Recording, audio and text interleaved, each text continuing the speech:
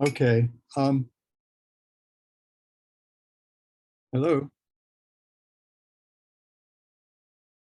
Oh, Haribol, Akura. Have I done everything right? Oh, I need to, was there something I need to do for you as well? Okay, cool. All right. Om Jnana Timirandhasya Jnanam Janashalakaya Chakshurun Militam Jena Tasmai Shri Gurave Namaha. Mukam Karoti Vachalam Pangum Langhaya Tegirim Jatkripa Tamaham Bande Shri Gurun Dinatalam. Shri Chaitanya Manobhishtam Stapitam Yena Bhutale Swayam Rupa Kadamaham Dadati Swapadantikam Pancha Kalpatarubhyashta Kripasindhobhya Evacha Pachitanam Pavanebhyo Vaishnavebhyo Namo Namaha. So today we'll discuss more about the Rasa-lila, and what I particularly, what I've chosen to do today is discuss the Gopi Gita that we find in chapter 31 of the 10th canto of the Bhagavatam. So this is at the center of the Rasa Panchadhyayi. And as I think we discussed last week, at a certain point, Krishna begins to think perhaps the gopis are feeling a little proud of themselves. And he goes off with one particular gopi, whom we know to be Sri Radha, and leaves the others behind. And then after that, they're trying to find Krishna, of course.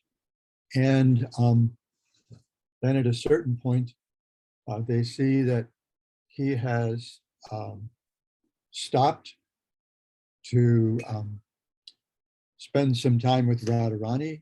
They see signs that he has decorated her hair. They see signs that he has carried her,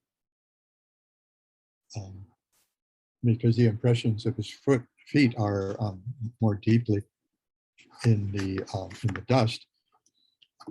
And then they see signs that he has left her, perhaps to curb her pride as well at feeling so special. Now she is, but this is Krishna's pastime in order to, this is a udipana, an excitant to the gopis' prema. It increases their love even more. And we'll see as we go through these 19 prayers how different voices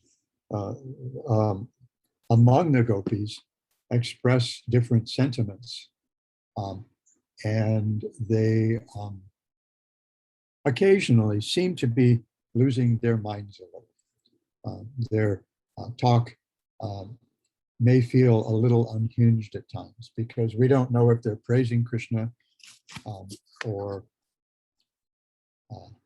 criticizing Krishna, or especially as we see in the second verse, outright accusing Krishna. Well, we see in later verses as well, where the gopis are outright accusing Krishna of different kinds of misbehavior.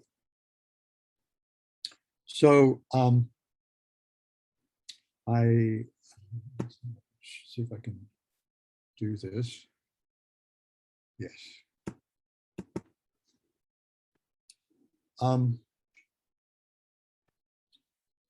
So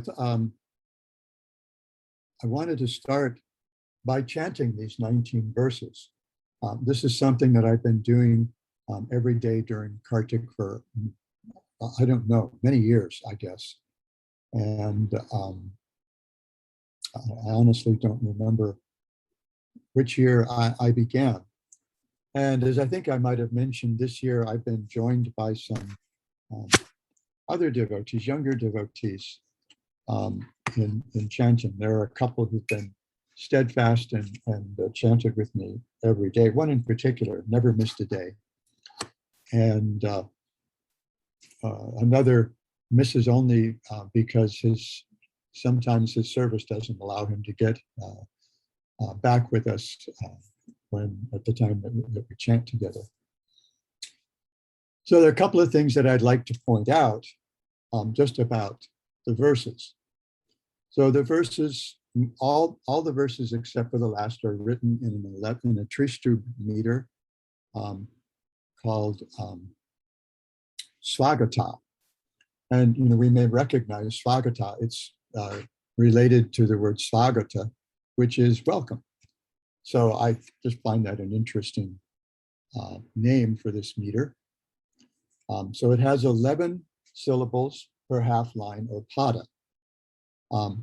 There are a couple of other features about the way these verses are constructed, and it's not 100% consistent, but we'll see two things.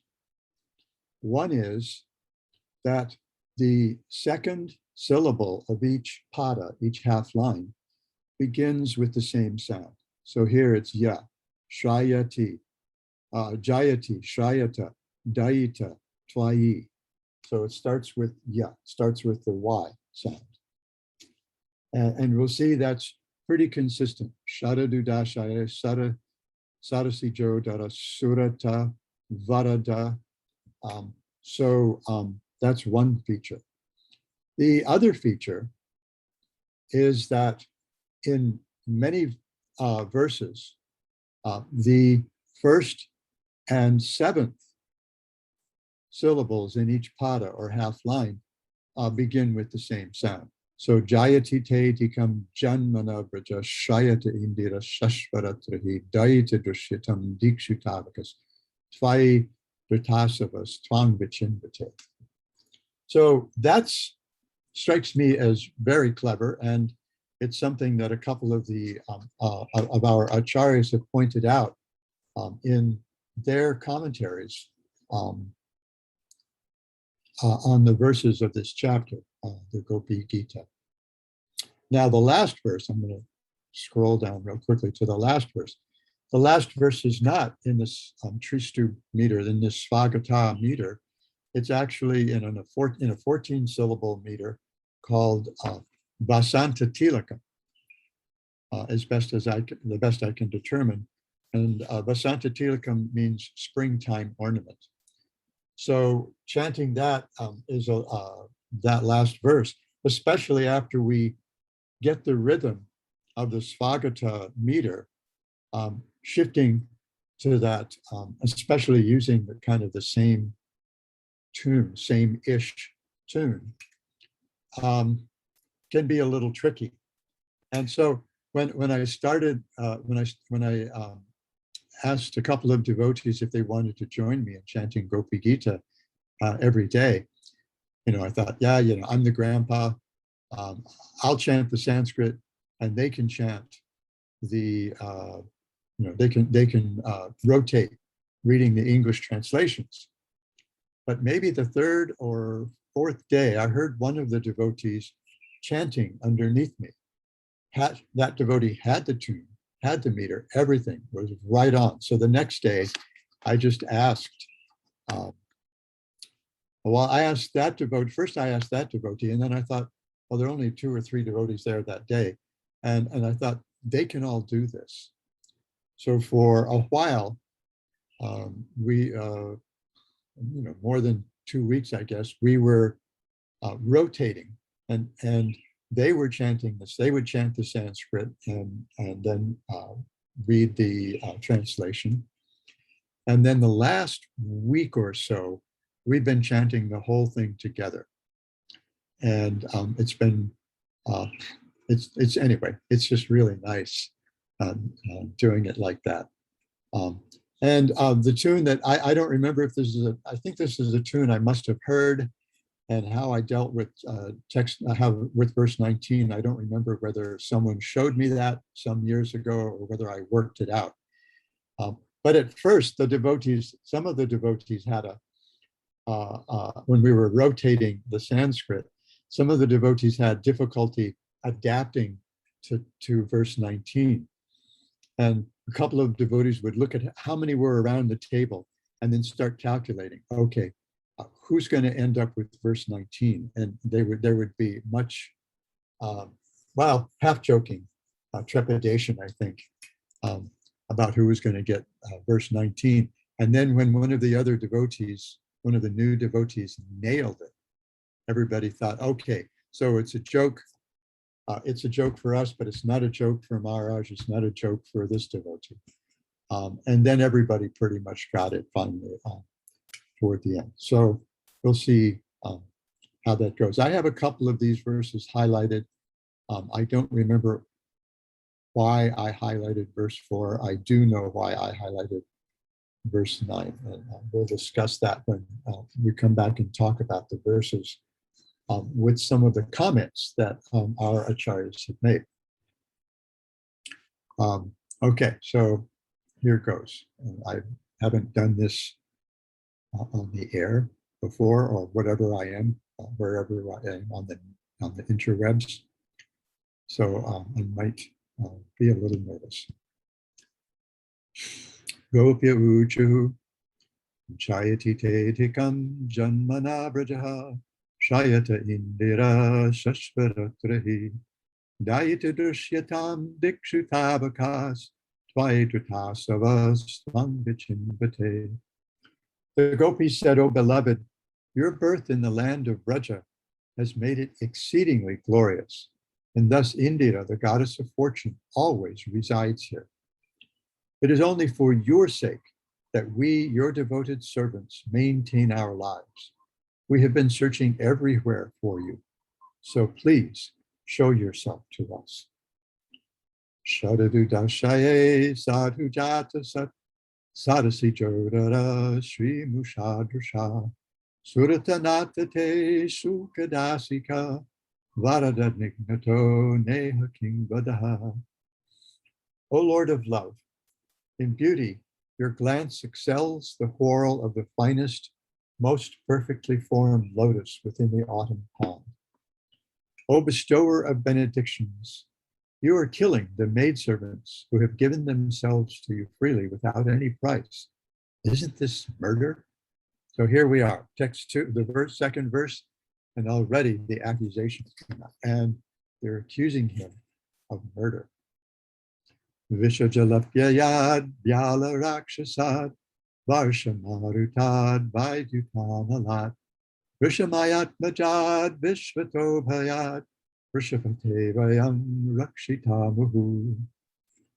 O greatest of personalities, you have repeatedly saved us from all kinds of danger, from poisoned water, from the terrible man-eater Agha, from the great rains, from the wind demon, from the fiery thunderbolt of Indra, from the bull demon, and from the son of Maya Dhanava.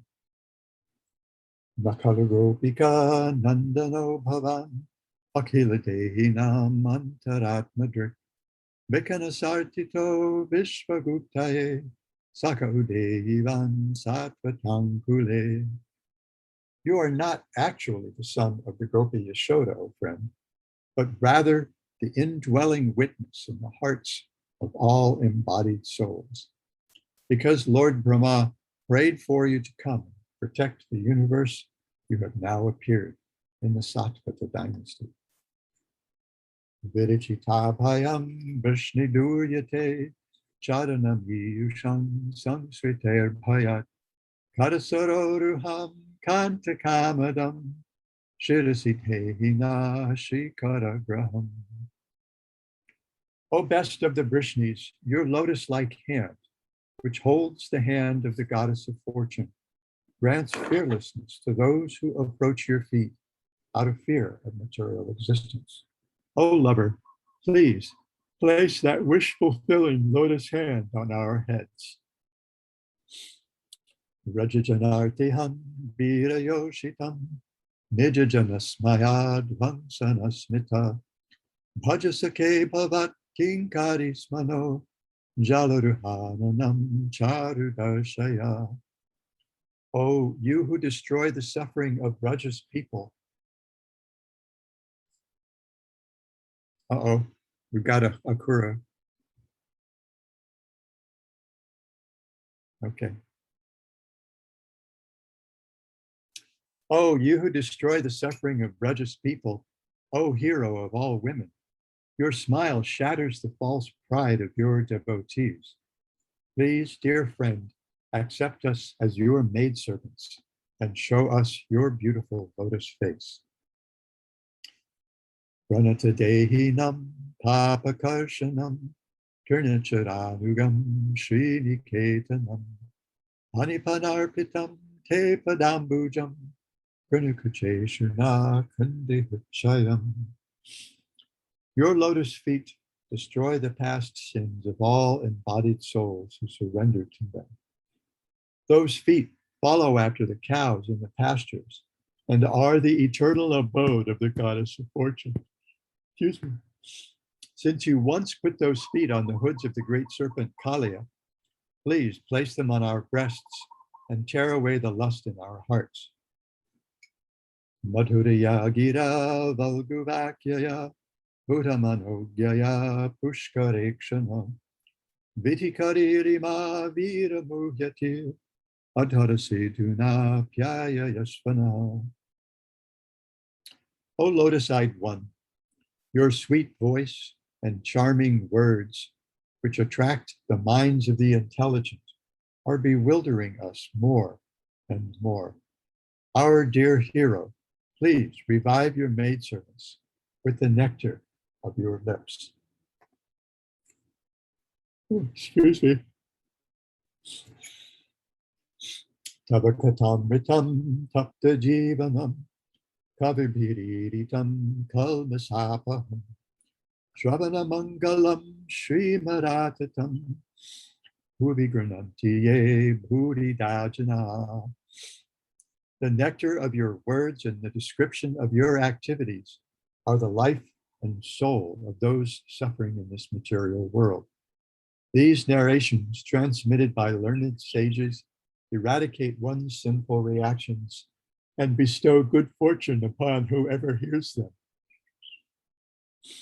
These narrations are broadcast all over the world and are filled with spiritual power. Certainly, those who spread the message of Godhead are most munificent. Rahasitam priya prema vikshanam viharanam chate dhyana mangalam rahasisam vidoya hridisprsha ruhakano manakshobhayanti.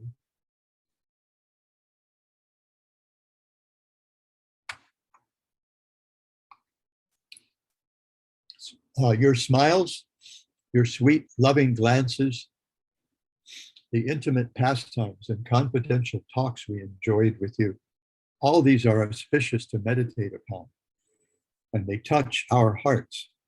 But at the same time, O deceiver, they very much agitate our minds. Chalasiyad vrajat charayan pashun nalina sundaram natate padam Shrilatanam trinam kurai siratitina kalita latam mana kanta gachati. Dear master, dear lover, when you leave the cowherd village to herd the cows, our minds are disturbed with the thought that your feet, more beautiful than a lotus, will be pricked by the spiked husks of grain and the rough grass and plants. Dina parikshaye nilakuntalar vanarupanam bibhradabritam ganarajasvalam darshayam muhu manasi nasmaram virayachasi. At the end of the day, you repeatedly show us your lotus face, covered with dark blue locks of hair and thickly powdered with dust. Thus, O hero, you arouse lusty desires in our minds. Pranatakamadam padmajarchitam dharani mandanam dheyamapadi Charana pankajam shanta manchate ramana nastane shvarpayadhihan. Your lotus feet, which are worshipped by Lord Brahma, fulfill the desires of all who bow down to them. They are the ornament of the earth. They give the highest satisfaction. And in times of danger, they are the appropriate object of meditation. O lover, O destroyer of anxiety, please put those lotus feet upon our breasts. Suratavardhanam shokanashanam swarati venuna sushtuchumbitam Vitararagavismaranam rinam Vitaraviranaste dharamritam. O hero, kindly distribute to us the nectar of your lips, which enhances conjugal pleasure and vanquishes grief. Suratavardhanam increases that which is pleasurable, and shokanasham vanquishes lamentation or grief. That nectar is thoroughly relished by your vibrating flute and makes people forget any other attachment. Atati yadbhavan ahikananam trutiyugayate tvam apashyatam kutilakuntalam srimukanchate jara udikshanam pakshmakudvisham.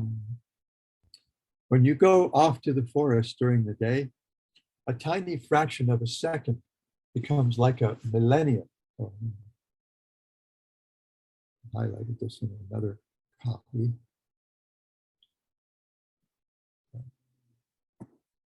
Let me come back to that phrase there.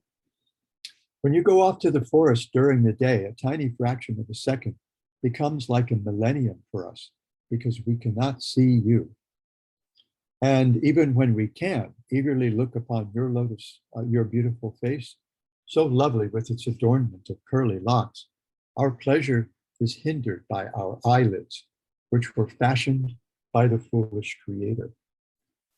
Patitu sambhaya bhratir bandhavan ativilangyate tyachutagataha gatavidastavad gita mohita kitavayoshita kyastyajenishi.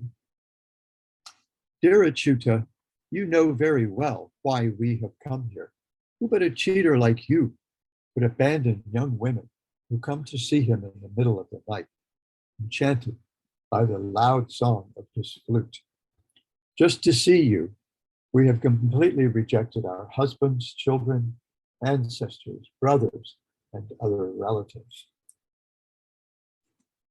Rahasisam vidam Richayodayam Prahasitananam Prema Vikshanam Brihadurashriya Vikshadhamate Muhurati Spriha Mukyate Mana. Our minds are repeatedly bewildered as we think of the intimate conversations we had with you in secret. Feel the rise of lust in our hearts. Remember your smiling face, your loving glances, and your broad chest, the resting place of the goddess of fortune. Thus we experience the most severe hankering for you. Vrajavanaukasam vyaktirangate Vrijnaham trilam vishvamangalam Jajamanakchanas tvatsprihatmanam Vajanahridjanam Svajanahridrujam Yanishudanam. O beloved, your all-auspicious appearance vanquishes the distress of those living in Braja's forests. Our minds long for your association. Please give to us just a bit of that medicine which counteracts the disease in your devotees' hearts.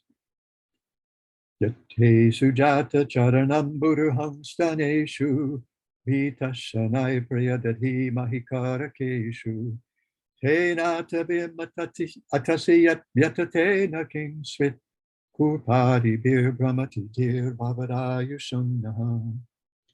Oh, dearly beloved, your feet are so soft that we place them gently on our breasts, fearing that your feet will be hurt. Our life rests only in you. Our minds, therefore, are filled with anxiety that your tender feet might be wounded by pebbles as you roam about on the forest path.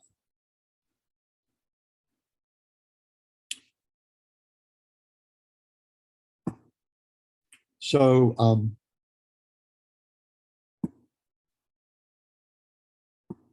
so we have, these 19 verses of praise, um, anger, indignation, accusation, even. They accuse him of being a cheater, a cad. Who but a cheater would leave us, would come, would call us in the middle of the night and then leave us high and dry. So I'm going to go through and take a look at some of the Acharya's comments on some of these verses. What we see is that sometimes, even in the same words, all these things are there. The praise, the accusation, the longing, humility. We even see humility in the gopis. But sometimes even in the same words, we see indignation, haughtiness, and anger, even accusation. So in the first verse, Jayati Tedikam Janmana Brajashvayata Indira Shashvaratahi Dayati Dushitam Dikshutarkas Vaidurtasavas Tvangvichimbate. Your birth in the land of Braja has made it exceedingly glorious. And thus Indira, the goddess of fortune, Indira is another name for Lakshmi, always resides here. It is only for your sake that we, your devoted servants, maintain our lives. We have been searching everywhere for you, so please show yourself to us. So in this right here, we see a couple of things. One is they start out by glorifying Braja because he's taken birth there. And this is the place where even the goddess of fortune, Lakshmi, has come to take shelter. And then they point out, now we're going to hear, as we saw in the verses, we're going to hear them talk about lust. Place your lotus feet on our breasts and tear out the lust in our hearts. You're awakening lust in us. We see that in 2 or 3 of the verses. And but that lust, that kama, as we'll see in verse kamadam, is actually not the same as material lust. It's a passion, it's a lust, it's a greed for giving pleasure to Krishna. And you'll see as we look at some of these through the eyes of our acharyas, we see that the gopis' lives are all about Krishna. And that cult, we see that come to that idea come to a crescendo in the last verse. So it is only for your sake that we maintain our lives. And now they say, we've been searching everywhere for you. So please show yourself to us. So after having been left during the rasa dance, they're looking everywhere frantically, like crazy ladies, trying to find Krishna. And so now they're asking him, please just show yourself to us. We can't stand this separation. And we'll see how intense that separation is in some of these verses. And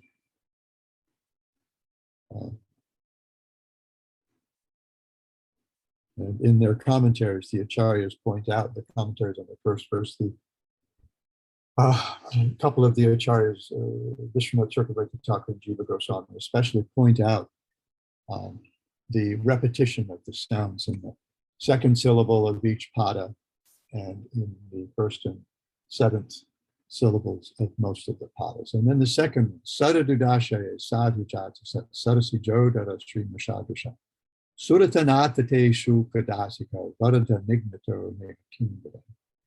In beauty, your glance excels the whorl of the finest, most perfectly formed lotus within the autumn pond. O bestower of benedictions, you are killing the maidservants who have given themselves to you freely without any price. Isn't this murder? So Krishna, they're accusing Krishna by being a thief. The beauty of his glance actually steals their hearts.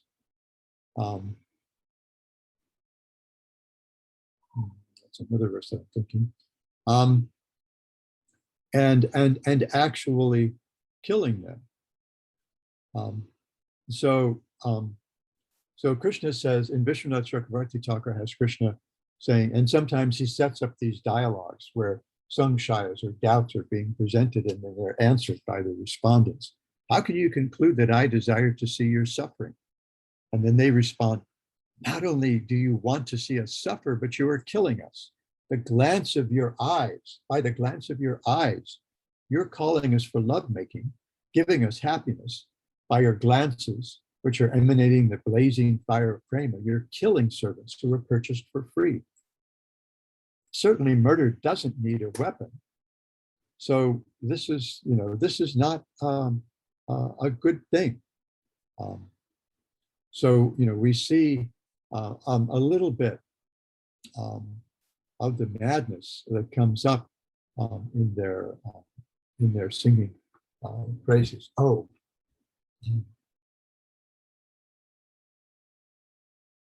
maybe I can share something else while I'm spiritualizing.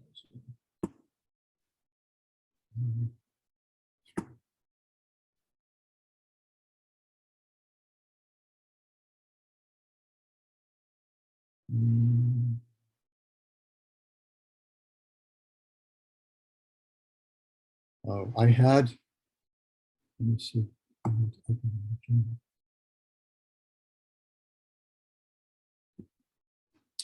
Oh, anyway, I had open a copy of Mahavir Swami's picture that was done for aesthetic Vedanta of the gopis singing their kirtan. And that's what this is. This is the ultimate kirtan. And I remember that back in 1970, when I first was reading the Krishna book, and I got to this chapter. I remember reading Srila Prabhupada's translation of the Gopis' Kirtan and thinking, wow, these gopis are the original blues singers. There are these themes that we hear in blues music about being disappointed and being betrayed in love and things like that. And I just thought, wow, the gopis are the original blues singers. And the picture is really charming. I thought I had it opened, and now I just can't find it. Try one more time just for a moment. See if I can find this thing.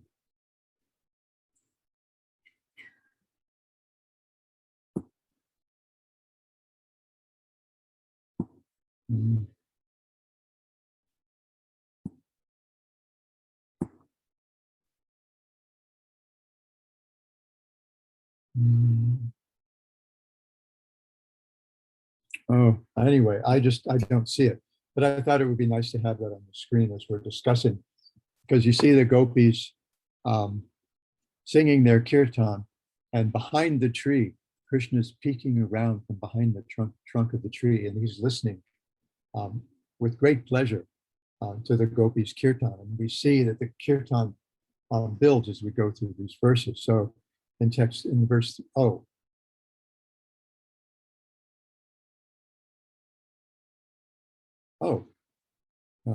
somebody, did I do that? No, I did that, Maharaj. Oh, thank you very much. Yeah, so we see here, Krishna is peeking from behind the trunk of the tree as the gopis conduct their kirtan. And get back to the text here. So in the third verse, they sing, Vishajalapya Vyala Rakshasad Varsha Marutad Vaidyutanala. Vishamayatmajad Vishvatobhaya Vishapatevayam Vakshitam. You have repeatedly saved us from all kinds of danger, from poisoned water, from the terrible man-eater Agha, from the great rains, from the wind demon, from the fiery thunderbolt of Indra, from the bull demon, and from the son of Maya Danava. And so they're thinking, okay, so we've been protected by you as part of your business of generally protecting the residents of Vrindavan. So now we want you to protect us from this pain of separation as well. Just show yourself to us. So this son of the demon Maya Danava is Vyomasura. And so all these different demons are listed, and it kind of builds the tenor of that particular verse. Kind of builds as we go through it.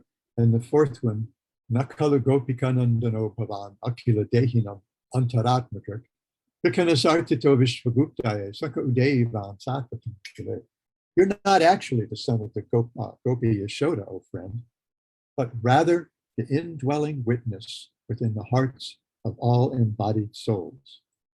Because Lord Brahma prayed for you to come and protect the universe, you have now appeared in the Satvata dynasty.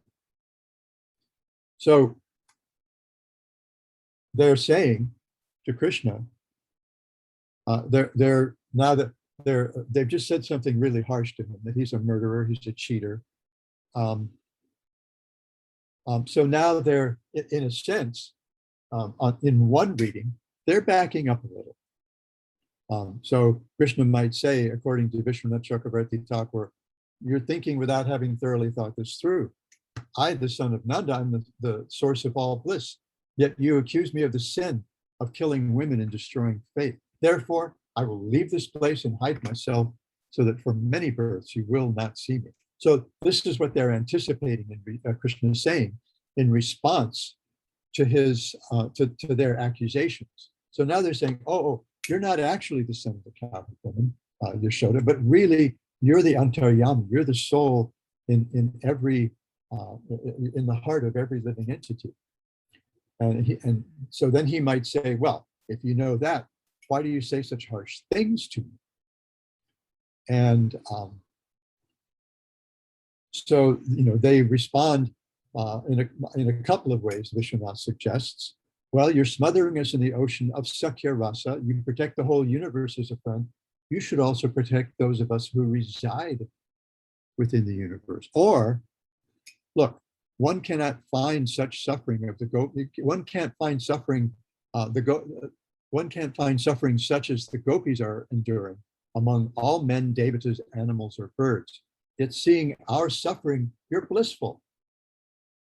Therefore, we have to conclude that you didn't appear in the womb of Yashoda because she's sensitive to a particle of suffering in others. We don't see any of her good qualities in you. Oh, then who am I? We think you're the Antaryami. Therefore, as the Antaryami who simply witnesses everyone's suffering and enjoyment, then it's obvious, as the Antaryami, you're indifferent to everybody. So therefore, perhaps your indifference to our suffering is natural. Jiva Goswami goes through and analyzes different parts of this verse that might be seen as negative, might be seen as a complaint. But he ends his commentary by saying, or the negative can be applied to all statements in the verse. And he really breaks it down. You are not a friend. Perhaps you're not the son of Yashoda. Otherwise, you wouldn't be indifferent to us. You're not the Antaryami of all beings. Otherwise, you would know about our suffering. Brahma did not pray for you to protect the universe. Otherwise, you would have protected us. You did not take birth in a family of devotees, the Satvata dynasty. Otherwise, you would display unconditional mercy. So this is, this is the, we see already the pitch of the gopis' anxiety building, and they're speaking like mad people. And then in 5, they sing, Vedachita bhayam vrishni dhuryate, Chadanamiyu shang santrater bhayat, Karasaroruham kanta kamadam. Here we have the kamadam. Kamadam, which is given as fulfilling our desires. Shirasi dehina sri karagraham. Oh, best of the Vrishnis, your lotus-like hand, which holds the hand of the goddess of fortune, grants fearlessness to those who approach your feet out of fear of material existence. Please place, therefore, O lover, please place that wish-fulfilling lotus hand on our heads. So they're asking Krishna to place that hand, which holds the hand of the goddess of fortune, on their heads. Because of the impressions on the hand of the chakra and the gada, they destroy fear. And so they're asking Krishna to place that, his lotus hands on their heads, to destroy any fear they have. Do they really have fear of the material world? Not these ladies. These ladies' only fear is that they won't be able to see Krishna again. This is their overwhelming anxiety.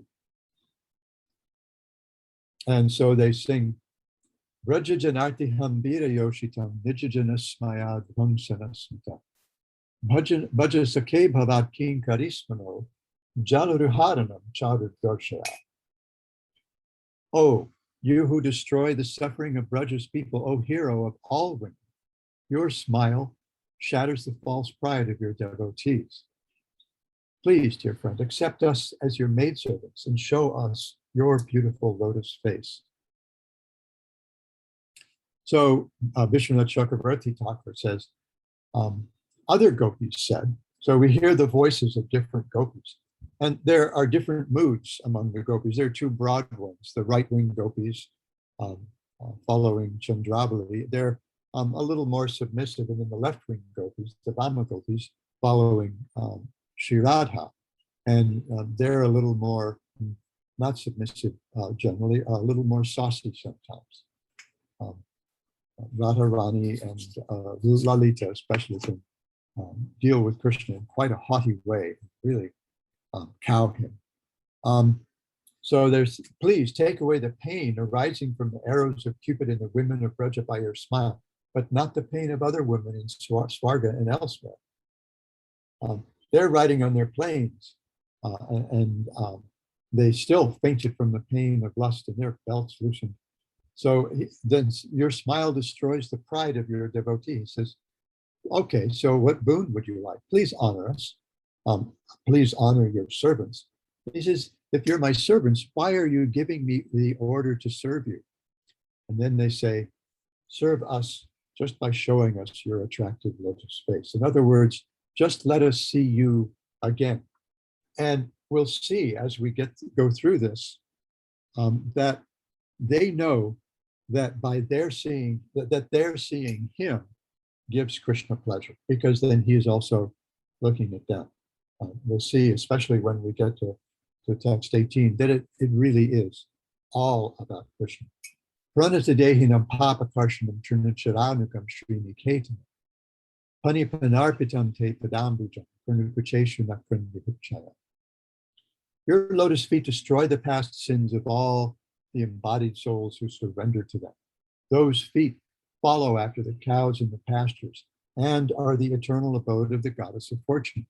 Since you put those feet on the hoods of the great serpent Kaliya, please place them upon our breasts and tear away the lust in our hearts.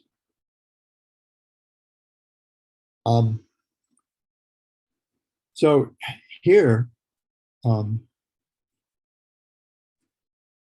Krishna, when this crooked speech, this parokshavad that we see here, they're speaking not directly what it is they actually want.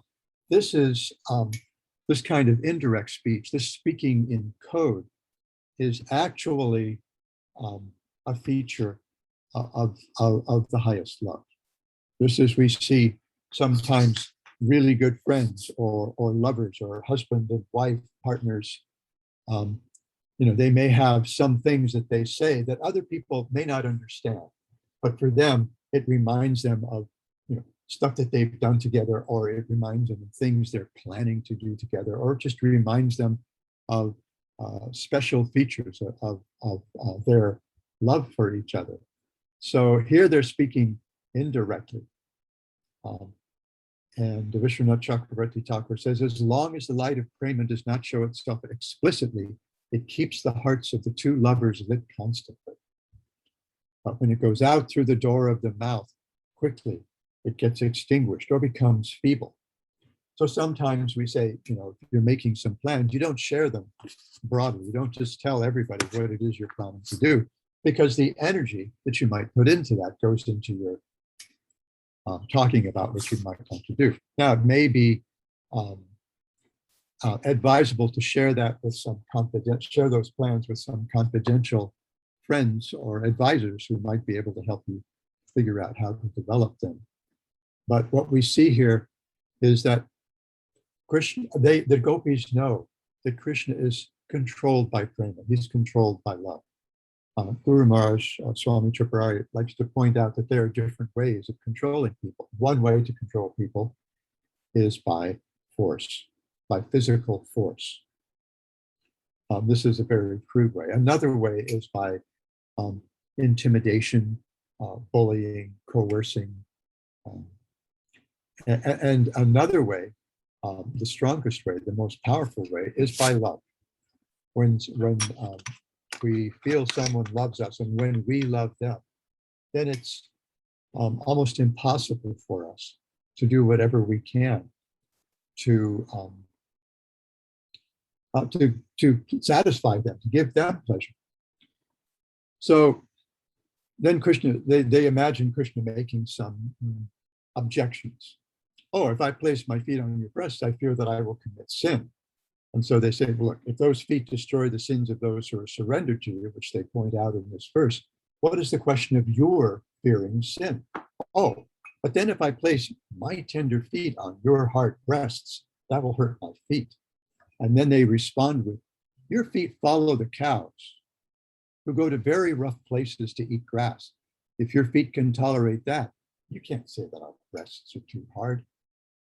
No. And then he said, well, it's inappropriate for me to place my feet on your breasts, which are decorated with ornaments. Your lotus feet, the abode of opulence, Sriniketana, will be the best ornaments for your breasts. And then they imagine him saying, well, I'm afraid of your husbands. But their response would be, if you were not afraid when you placed your feet on the hoods of Kaliya, which is also referenced in this verse, then why would you be afraid of our feeble husbands? And then I think I have to skip the Sanskrit because I see the clock is ticking. I want to jet ahead. Well, text 8, there's a comment that I think is particularly important. Oh, lotus-eyed one, your sweet voice and charming words which attract the minds of the intelligent are bewildering us more and more. O hero, please revive your maidservants with the nectar of your lips. And in his commentary, Vishwanath Chakravarti Thakur cites a verse from Vidagdha Madhava, where Krishna says, O Radha, whether you are harsh or gentle to me, you are my very light, just as the chakora bird takes shelter of the crescent moon. So here we see also Krishna's tenderness coming out. But I want to take a look at text 9 and then maybe run ahead to text 18, because there's something that we discussed among my friends last night. So text 9 is a very well-known verse, and it's quite a wonderful verse. Tapakatamritam tapta jivanam. So this is like in the middle of at least the Trishtu verses, the Splagata verses. Tapakatamritam tapta jivanam, kavipyariditam kalmasapam, Shravana Mangalam Srimadatam Bhuvi Bhuvi Dajatam. The nectar of your words and the description of your activities are the life and soul of those suffering in this material world. These narrations, transmitted by learned sages, eradicate one's sinful reactions and bestow good fortune upon whoever hears them. These narrations are broadcast all over the world and are filled with spiritual power. Certainly those who spread the message of Godhead are most munificent. And so in his commentary, Vishwanath Chakrabarti Thakur sort of restates the straightforward, the plain reading of this verse, if you like. They're saying, oh, your speech is nectar. What kind of nectar? It gives life to the people being burned by samsara and the greatest diseases. Your name and fame are glorified devotees. The nectar of your topics destroys the effects of all sin up to prarabdha karmas. So that includes all four stages of sinful reaction, aprarabdha, kruta, bija, and prarabdha. The nectar of Svarga does not destroy sin, but rather it increases desire. So here, there's a contrast, very stark contrast being drawn between bhakti and everything else, between prema and even the most elevated kind of lust. So it increases the desire, which is a cause for sin. The nectar of liberation does not destroy the prarabdha karma, although it does destroy the aprarabdha kruta and bija papa, but it can't destroy the prarabdha karma. But hearing about you does. And one of the in one of the other commentaries, I can't remember which of the acharyas now, said that this does not depend necessarily on qualification. These topics are so powerful that that they, as we see in the last, we mentioned this before, we see in the last verse of the Rasa Panchadhyaya, that not only does hearing these things not create material lust in the heart, but it's so powerful that if we just hear with a little bit of faith, if we hear with the right, somewhat of the right attitude from a proper source, then this can tear out the root of sin, which is the heart disease, the hridrogam, the lust for material pleasure, the lust for selfish pleasure. So this is kind of the plain reading. But then he says, there's another meaning where they say, if you show yourself, they're demanding that he show himself. If you show yourself, then your words will become sweet. Otherwise, your words have no meaning. They just become your words and words about you. Discussion of your name and form and pastimes simply become a cause of death. So they're playing with the word kathamritam. So the plain meaning, the first reading is where it's very positive. This is nectar. It gives life to the living entities. It makes them immortal. It frees them from the reactions, even to their prarabdha karma. So kata amrita, the nectar of your kata amrita. But then he takes another look at that word, kata amritam, and he says it becomes a cause of death. So he calls it kata mritam. And then we imagine Krishna responding, how? By those descriptions, life becomes full of pain and separation. Tapta jivana. Another meaning of jivana is water. By those descriptions, we become like water sprinkled in hot oil, tapta jivana. And then Krishna might ask, so you see that analogy, you could draw, anybody who's made halava or pakoras or something like that, where they fry something wet in oil or in ghee or oil, then you know that there's this reaction. If you drop water into the hot oil, you get these little explosion things. So then Krishna might ask, if that is so, then why are these descriptions praised in the scriptures? And the response would be, poets alone praise you and no one else. Kavir Piridika. They describe you by habit and nothing else. By hearing about you, one develops pain in separation. And by experiencing this pain, one burns up previous sins. Though by hearing about you, the Vedic rites become indestructible. When intelligent persons see that hearing about you brings suffering, then they will no longer hear. Anybody who has any sense at all, when they see that hearing about you causes nothing but pain, then they will refuse to hear. So then they would suggest blind men mad after wealth, hoping that everybody else will die after hearing about you so that they can come and take their wealth.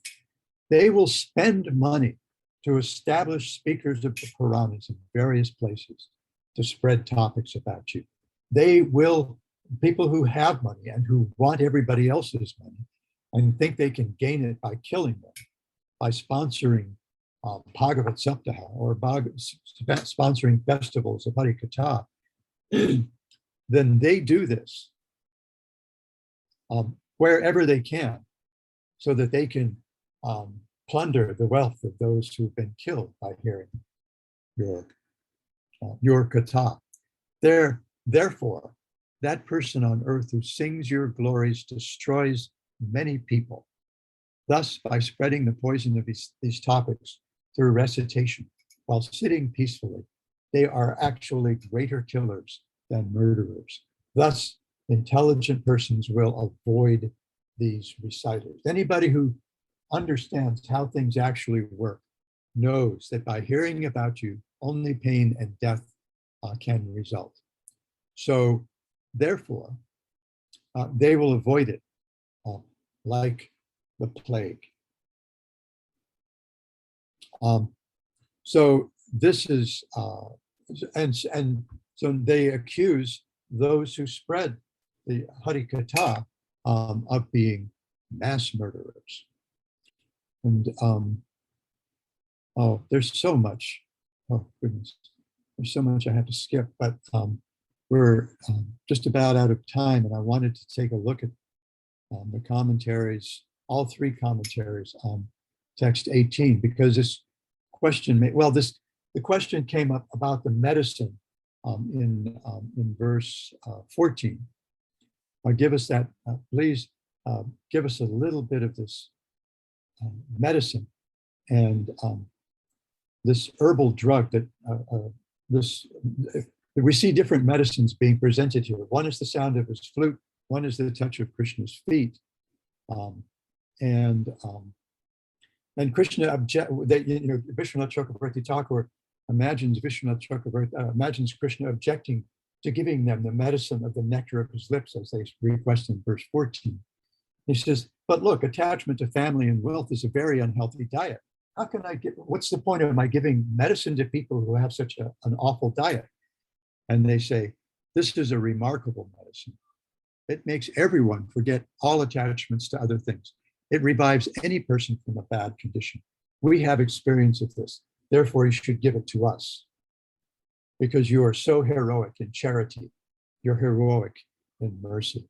And the other, Sanatana Goswami points out that this means that there's no qualification, actually, although we are cautioned against too casually hearing these topics. And so take a quick look at text 18 so that we can read the commentaries. O beloved, your all auspicious appearance vanquishes the distress of those living in Braja's forests. Our minds long for your association. Please give to us just a bit of that medicine which counteracts the disease in your devotees' hearts.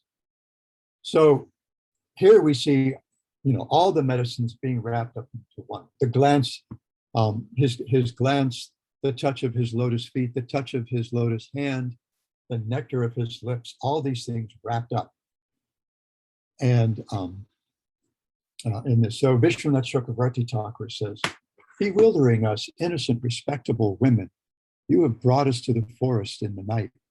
Your intention is not just to burn our life airs with the fire of expectation, but to protect our life by giving your association. The gopis now speak of the reason for this. Your appearance is auspicious for all the inhabitants of Braja who have discrimination, and it removes all sorrow. Therefore, with our minds hankering to fulfill that desire which arose in you on seeing us, without being miserly, release a little something, a little of that something to us. What is that?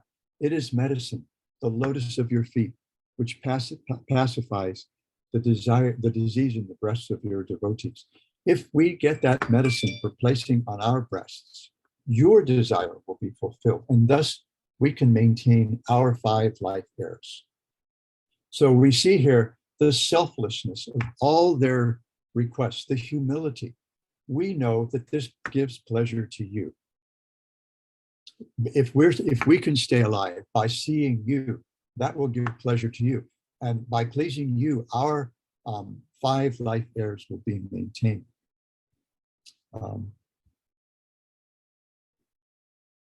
Jiva Goswami says something quite similar, and Sanatan Goswami as well. He's a little bit different, but he talks, he addresses the rarity of this entire business, the rarity of prema, and how Krishna acknowledges that the devotees only desire to give pleasure to Krishna, that especially the gopis, their only desire, even though it looks outwardly like selfish desire, that it is not at all selfish, that it is actually the utmost in selflessness. So when I talk about how we might see the Rasa-lila through the lens of Sharanagati, I think perhaps what we see, especially in these songs of the gopis, and then we'll see next week in the rest of the Rasa-lila, how Krishna becomes utterly controlled by this love. And he'll assert that there's no way he could ever repay that love. He remains eternally their debtor. But since we're beyond the bottom of the hour and I am conspicuously late for the program in the temple, I'm going to stop here and see if there are any quick comments or questions from the devotees who've come to here. There is a question on the chat, Maharaj, from Sarada. Okay. We can always count on Sharada. As in the Bhagavad Gita, chapter 18, verse 67, these words must never be spoken to those who lack faith or do not want to hear. Does this apply to these verses or will it still have, or will it still have a purifying effect? Well, we are cautioned not to share too broadly. We are cautioned by our acharyas, especially following Bhaktivinoda Thakur, to be careful in hearing these things, that we should hear faithfully. And that's how Shukadev Goswami describes that hearing. I would not give an introductory lecture focused on the Rasa-lila or the Gopi Gita. I would not at any of the temples that have them, and they're not, even at ISKCON centers, they're not so prominent these days because we're still seem to be in the middle of this pandemic. I would not at a Sunday feast lecture. Maybe even refer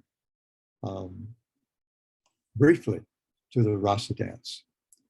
But the acharyas tell us, especially in their commentaries to a couple of these verses, that the power of these topics to purify doesn't really depend on the qualification of the listener. It's that powerful.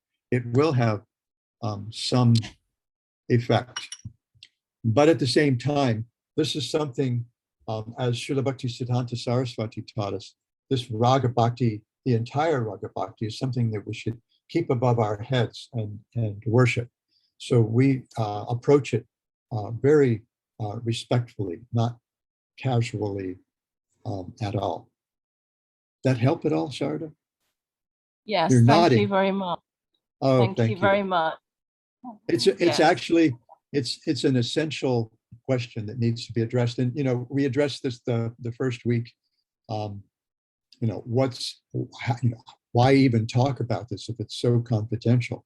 And part of that is just that its power to purify is so great. And at least we're coming together as aspiring devotees, and we're coming to hear these topics that we discuss, that the devotees discuss all week, for pleasure and purification. There are three things that happen when we engage in bhakti, according to one of the Navyogendras, and I'm not good with lists, and I have a hard time. Oh, somebody sent me the chart, and I haven't actually memorized that. Sakyarati and Sham sent me a chart, and I haven't yet memorized this chart of which of the Navyogendras is speaking which verses in the 11th canto. But three things happen when we engage in bhakti, and they happen simultaneously and progressively as we worship the Lord, just as three things happen simultaneously and progressively as we eat. So when we eat, three things happen: tushti, pushti, kshudapaya, pleasure, nourishment, and relief from hunger. So when we engage in bhakti, three corresponding things happen: bhakti, pareshanobhava, and viraktiranyatra. So we become, we gain pleasure through the bhakti that we engage in. We get some experience of the Lord, even in the very beginning. Vishwanath Chakravarti Thakur argues for that in his commentary on that verse. Just as we get some pleasure, nourishment, and some relief from hunger, even from the first morsel of food, from the first day of worshiping the Lord, Vishwanath argues strongly, and Jiva Goswami supports this, as we saw last month, that that this is such a powerful process, that you get that bhakti, you get that some direct experience of the Lord, and as we engage in bhakti, we progressively become detached from everything else. So it's a kind of a yes and no answer. But it's a wonderful and essential question. And thank you for it. Yes, thank you. It's lovely, isn't it? Yeah. Thank you. Yeah.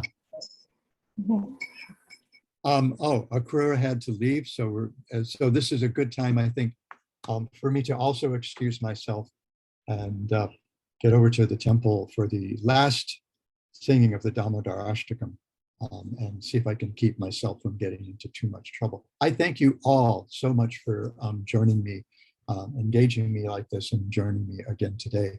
And we'll see you again next week. Hare Krishna. Sripad Bhakti Abhay Ashram Maharaj ki jai. Jai. Gaur Jai. Bhaktivinoda ki jai.